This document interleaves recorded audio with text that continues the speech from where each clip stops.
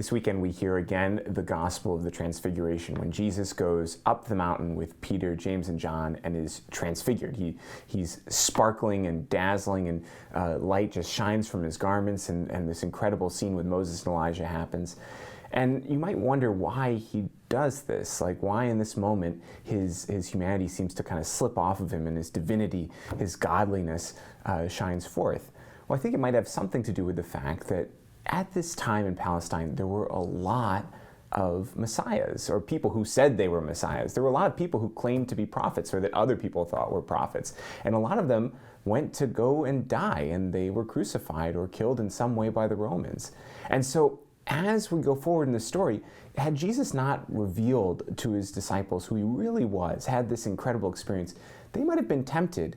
They might have been tempted to think that, oh, this guy we're following is just another would-be Messiah. This guy we're following is just a really smart man or a really holy man. And that's not the case. Jesus was starting already to show them earlier how he is more than just a man, more than just a prophet, that he is literally the Son of God, that the fullness of divinity dwells within him. And now in this moment, he reveals this to them without any hesitation. And you can see in the reading, Peter actually seems to think he's still just a really awesome prophet. He puts him on the same level as Moses and Elijah. He says, let's build 3 tents, one for you, one for Moses, one for Elijah.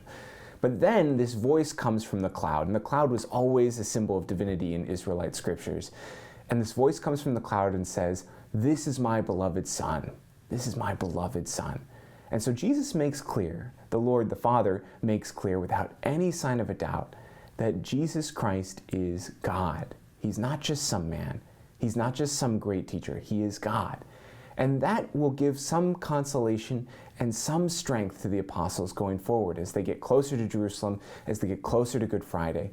And in that mysterious time between Good Friday and Easter Sunday, they'll at least have something to tell them there's something more here than just nice teaching and a loving man.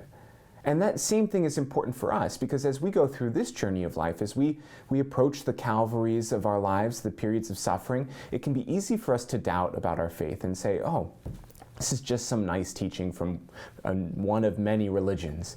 This is just some nice teacher. But that's not the case. Jesus is God. Jesus is God. And his role in our lives is to enter our hearts and dwell within us and lead us to paradise. This isn't just one kind of teaching in the midst of others. No, God comes to us. He dwells in our hearts, and he is going to change our lives.